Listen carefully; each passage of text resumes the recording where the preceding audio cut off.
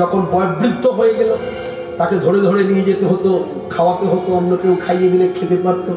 এমন অবস্থায় তিনি ছিলেন বাংলাদেশে। আর ওই বাংলাদেশে থাকাকালীন একটি গান লিখেছিল, যে গানটা আপনারা শুনে অভ্যস্ত, খেলিছ বিশ্বলয়ে বিরাট শিশু আনমন। এই গানটি কিন্তু ভারতবর্ষে বসে লেখেনি, এই গানটি লিখেছে ওপার বাংলায় বসে। তা ঠিক তেমনি এই গানটি কোথায় বসে লিখেছে আমার জানা নেই, তবে গানটির মধ্যে শেষ দিকে এসে বলে দিয়েছেন, মা কেন দিগ্বসনা। আমার কালো মেয়ে পায়ের তলায় দেখে যা আলোর নাচন, কালো মেয়ে পায়ের তলায় দেখে যা আলোর নাচন, রূপ দেখে নাই বুক পেতে শিব, রূপ দেখে নাই বুক পেতে শিব, যার হাতে মরণ বচন, দেখে যা আলোর নাচন, কালো মেয়ে পায়ের তলায় দেখে যা আলোর নাচন, কালো মেয়ে আধার করলে শিশু রবি শশীর হলে, কালো মেয়ে আধার করলে শিশু রবি শশীর হলে, বাইরে একটুখানি রূপের ঝলক, একটুখানি রূপের ঝলক, স্নিগ্ধ বিরাট নীল গগন, দেখে যা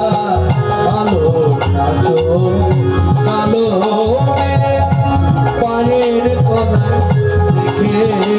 যা আলোর নাচন, পাগলি মেয়ে এলো বেশি নিশীথিলি ফুলির কেশ, নেচে বেড়ায় দিলের জিত, লীলাতে যে তার নাই তো শেষ, পাগলি মেয়ে এলো বেশি নিশীথিলি ফুলির কেশ, নেচে বেড়ায় দিলের জিত, লীলার যে তার নাই তো শেষ, সিন্ধুতে মার বিন্দুখানি ঠিকরে পড়ে রূপের মানি, সিন্ধুতে মার বিন্দুখানি ঠিকরে পড়ে রূপের মানি, বিশ্বে মানে রূপ ধরে না, বিশ্বে মানে রূপ ধরে না, মায়া আমার তাই দিগ্বসন, মায়া আমার তাই দিগ্বসন, মায়া আমার তাই দিগ্বসন, দেখে যা আলোর নাচন, কালো মেয়ে পায়ের তলায় দেখে যা